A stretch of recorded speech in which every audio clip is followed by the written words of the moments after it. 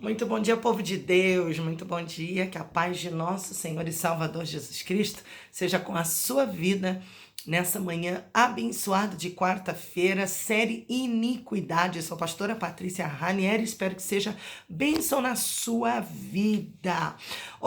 Obstáculos que detêm a manifestação da glória de Deus. Eu espero que a porção de hoje venha a ser também bênção, instrução para sua vida, em um nome de Jesus Cristo. Amém? Eu vou já convidar você a abrir a sua Bíblia comigo em Filipenses capítulo 3, versículos do 17 ao 19, Romanos 8, do 5 ao 7.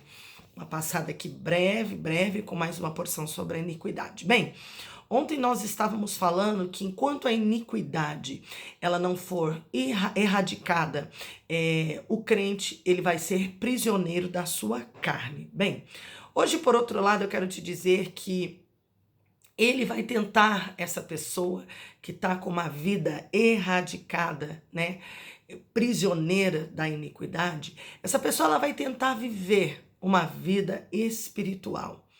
Porque ela ama ao Senhor, ela ama Jesus, ela ama a palavra de Deus. Mas, inevitavelmente, ela vai acabar cedendo à carne em algum momento, tomando decisões baseadas na sua própria mente, nas suas emoções. E muitas vezes a sua opinião sobre algumas questões espirituais, elas acabam sendo controladas por religiosos, né? Por pensamentos religiosos, por pessoas que não têm uma mentalidade espiritual, né, de Cristo, como a Bíblia diz, a mente de Cristo, né? Então, perdi aqui. O que acontece, então? Pensamentos religiosos resultam em um desenvolvimento espiritual bastante lento, tá? Essa pessoa vai ser uma pessoa negativa, uma pessoa cheia de altos e baixos na sua fé. Se ela houver, né, inclusive qualquer fé, porque a iniquidade, ela criará sentimentos de culpa, sentimentos de medo e preocupações em relação à morte, porque a pessoa ela não tem certeza da sua própria salvação, para onde ela irá. E o objetivo da iniquidade, sim, é nos manter focados nas coisas, desse mundo, tá? Ela é inimiga da cruz e eu, inclusive, já ouvi, né, muitas pessoas falando acerca, né, dessa postura de conforto, de comodidade com a sua maneira de viver totalmente fora dos padrões daquilo que diz a palavra do nosso Senhor, e elas até terem esse desejo, manifestarem o desejo de uma vida diferenciada, mas você já ouviu aquele ditado, nada e morre na praia, rema e não sai do lugar? É dessa maneira. Então, muitos por aí ensinam, inclusive, em muitos seminários, que para se alcançar uma igreja grande, para alguém ser próspero espiritualmente, deve falar no mínimo possível, decidir, ou eu vou falar acerca da cruz e do que representa a cruz de Cristo, e a cruz de Cristo, querido.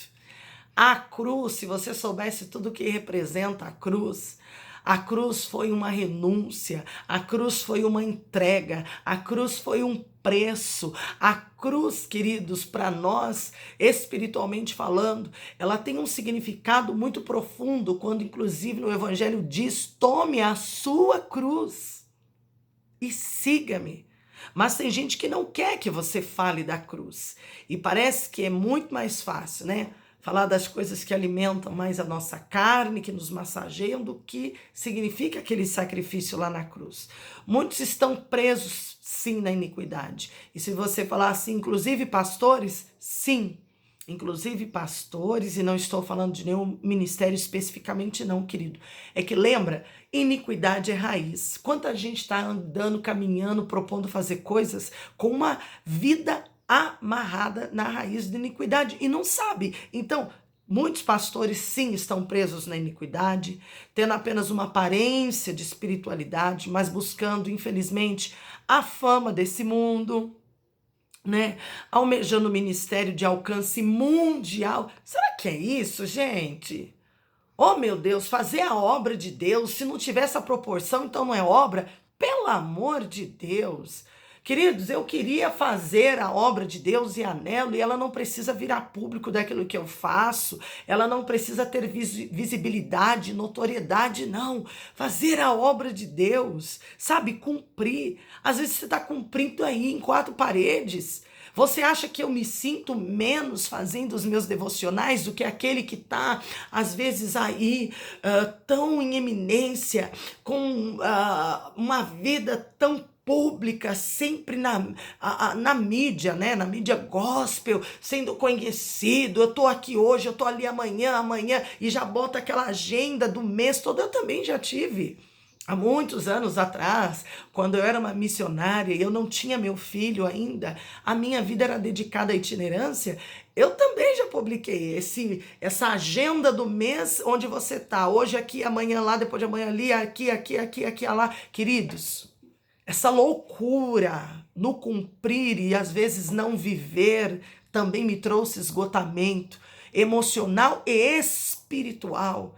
Então, cuidado, não estou em nada falando de quem tem uma agenda assim. Glória a Deus.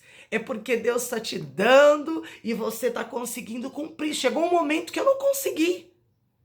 Chegou um momento que eu comecei a ser negligente. Chegou um momento que parece que você vai no gatilho e não é assim. Uma vida para você atender diariamente compromissos, você tem que ter uma vida também dedicada a todo dia. De hoje eu vou buscar um pão fresco do céu para hoje, para o de amanhã eu já estou buscando outra palavra, e para depois de amanhã. É assim, é uma vida de compromisso. Mas eu dizia, eu não me sinto menos e nem mais aqui, fazendo os meus devocionais, assim, todas as manhãs. Pelo Facebook, pelo Instagram, pelo Twitter, pelas minhas páginas de rede social, pelo meu canal do YouTube. É assim, eu faço conforme as minhas possibilidades. Eu estou distribuindo, repartindo aquilo que eu tenho recebido de Deus e tem tido para minha vida algum aproveitamento. O alcance daquilo que eu faço, querido, eu nunca vou poder medir. E foi-se o tempo que eu fico comparando o alcance pelo número de visualizações que às vezes aparece. Nossa, no Facebook, essa postagem teve tantas visualizações. Não, querido, para. Às vezes, um devocional como esses minutos, máximo 10 minutos que passamos aqui, de 20 pessoas que visualizarem, às vezes é para uma. Ou para nenhuma dessas, mas para aquela uma única que compartilhou e caiu para uma outra que precisava receber. Amém? Então, que engano tão grande. Pessoas que estão, presos nessa iniquidade, por essa raiz de iniquidade, onde elas estão vivendo apenas de aparência de espiritualidade, onde elas estão assim, sabe, almejando ministério de alcance mundial, e às vezes é tão indiferente, não se preocupa em fazer a obra com quem está ao seu lado. Pessoas que desejam reconhecimento, de grandes ministérios a favor dos homens, nada disso. Quando a pregação da palavra de Deus e a liberdade do Espírito, eles são comprometidos. A iniquidade se manifesta com as pessoas temendo mais o homem do que temendo a Deus. Eu disse para você abrir Filipenses 3, do 17 ao 19, a palavra diz, irmãos, sigam unidos. Sigam unidos ao meu exemplo e observem os que vivem de acordo com o padrão que lhes apresentamos. Pois como lhes disse repetidas vezes, e agora repito com lágrimas, há muitos que vivem como inimigos da cruz de Cristo. O destino deles é a perdição, o seu Deus é o estômago, e eles têm orgulho do que é vergonhoso, só pensam nas coisas terrenas. Então, o homem espiritual apenas se sente satisfeito quando Deus ele é agradado. O homem espiritual, ele apenas se sente satisfeito quando Deus é agradado. Para ele não faz diferença ter um ministério grande, conhecido, ou ter um ministério pequeno. O que mais lhe importa é fazer a vontade de Deus, mesmo que para ele isso custe perder todo o resto para garantir a entrada dele no céu. Perder visibilidade, perder reconhecimento humano, mas eu vou entrar no céu. Perder posição de prestígio, mas eu vou entrar no céu. Sabe, hoje nós estamos vivendo tempos onde há uma máfia, querido. Há uma máfia. Pessoas que estão vendendo seus valores. Eu, há 6 anos atrás, na cidade de São José dos Campos, quando vivia, na época da itinerância, eu recebi um convite para pregar numa igreja que estava em eminência na cidade. E eu não sei nem como esse pastor, ele me conheceu, mas ele levou um assessor, marcou comigo um encontro num shopping, lá num café. E eu fui encontrar-me com ele, pedi a autorização do meu esposo, disse, e me assegurei que estaria também, né, uma terceira pessoa, que não seria um encontro pessoal meu com esse pastor. E quando chegou lá, agendamos e era um propósito, acho que para uma semana. Mas eu me lembro que ele disse, agora eu quero saber. Aliás, ele disse assim para mim, ó, a irmã, eu só quero que a irmã, mas quando for lá ministrar, que a irmã venha cuspir fogo na igreja. E eu já comecei a ficar assim, cuspir fogo na igreja. E aí ele concluiu dizendo assim, mas ó, a irmã no final vai pedir dinheiro, tá, missionária? Então a gente vai fazer assim, não sei o que, não sei o que, não sei o que. Falou um monte de maracutaia lá e disse que nós íamos dividir. Que eu pedisse e que dividiríamos o dinheiro que entrasse. Que seria metade dele, metade meu. Mas pelo amor de Deus. Gente, ó, esse devocional é público. Que se faça público, conhecido de parte minha. Que dia eu dei valor para pregar a palavra de Deus. Para louvar, quando eu saía para louvar, que eu não tinha essa rouquidão vocal e essa deficiência que hoje eu tenho, né? Preciso fazer essa cirurgia de cordas vocais novamente. Espero 2020 agora já operar novamente as minhas cordas vocais. E vou ter que voltar com fonoaudióloga, com terapias, com técnica vocal, porque difícil, querido, cada dia minha voz, ó, ela vai falhando, é muito gasto, e eu tenho, né, 2 comprometimentos na minha corda vocal, eu tenho 2 cistos que eu preciso retirar, mas enfim, a pessoa me disse isso, vamos dividir. Então, como eu estou falando publicamente, que alguém me diga, assim como eu estou dizendo publicamente, que dia eu cobrei, na época que louvava, que saía para louvar, ou para pregar a palavra de Deus, que dia que eu dei preço. Nunca, se alguém um dia disser, ela cobrou, então que venha a público, nunca, nunca, e não é porque, ela tem uma situação favorecida, o marido dela trabalha, não é nada disso não, querido, não é nada disso não, o que de graça eu recebi, de graça eu preciso também dar. Eu entendo sim que o servo do Senhor, eu me imagino, se eu fosse hoje, sei lá, uma jovem solteira, eu me imagino se eu fosse uma mãe solteira com filhos, uma viúva, sei lá, graças a Deus, meu marido está vivo, mas digamos que eu tivesse numa condição assim, desempregada, eu teria o valor de dizer para a igreja, olha, vocês estão me chamando, existe uma distância, vocês não têm que me mandar um carro blindado, mas eu posso ir de ônibus, só que vocês podem custear a minha passagem. Isso é abençoar o ministério, é não deixar, né, o profeta dormir no relento, dormir num banco de rodoviária.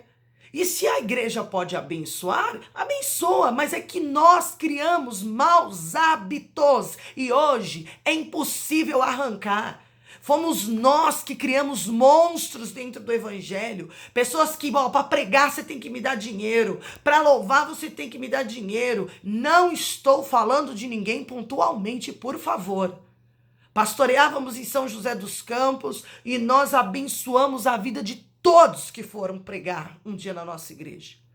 E fizemos questão de abençoar bem. Quantas vezes tirávamos, porque a igreja não produzia esse recurso, nós tirávamos sim do nosso bolso. Quantas vezes eu fiquei com a minha bolsa, minha carteira sem um centavo, mas abençoando, reconhecendo o ministério do homem e da mulher de Deus. É isso, ponto. Mas será que a gente não viciou essa turma? Será que a gente não criou maus hábitos?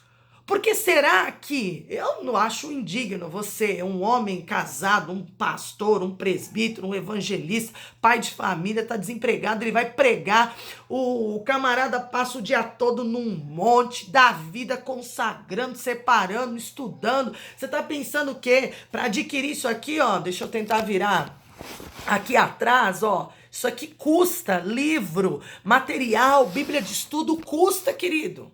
Custa, não vem de graça, não.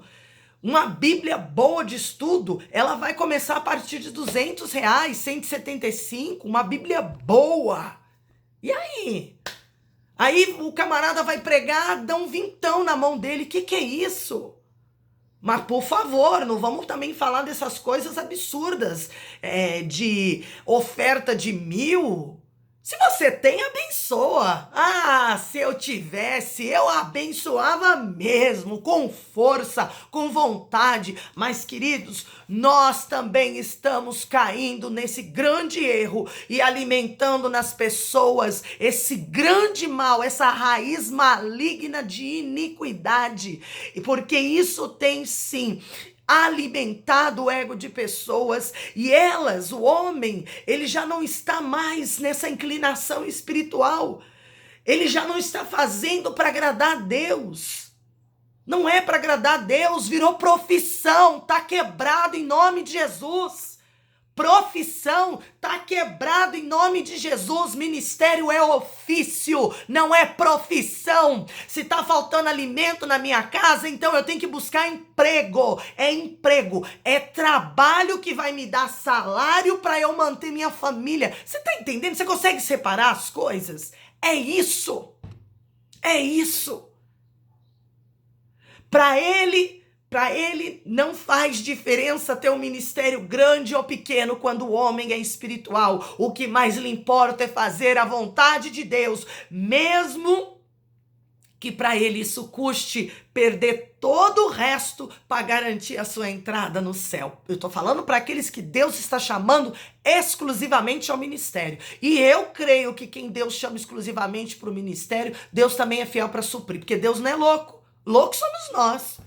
Nós que somos doidos, que fazemos as coisas aí, aventura, sem pedir direção a Deus, rebentamos tudo, botamos família para sofrer, passa a necessidade da esposa, o filho, rebenta tudo e vem depois querer atribuir a conta a Deus. A conta a Deus nada, responsabilidade nossa. Eu concluo com Romanos 8, 5, 7 que diz: quem vive segundo a carne, então, tem a mente voltada para o que é carne, para o que a carne deseja. Mas quem vive de acordo com o Espírito tem a mente voltada para o que o Espírito deseja.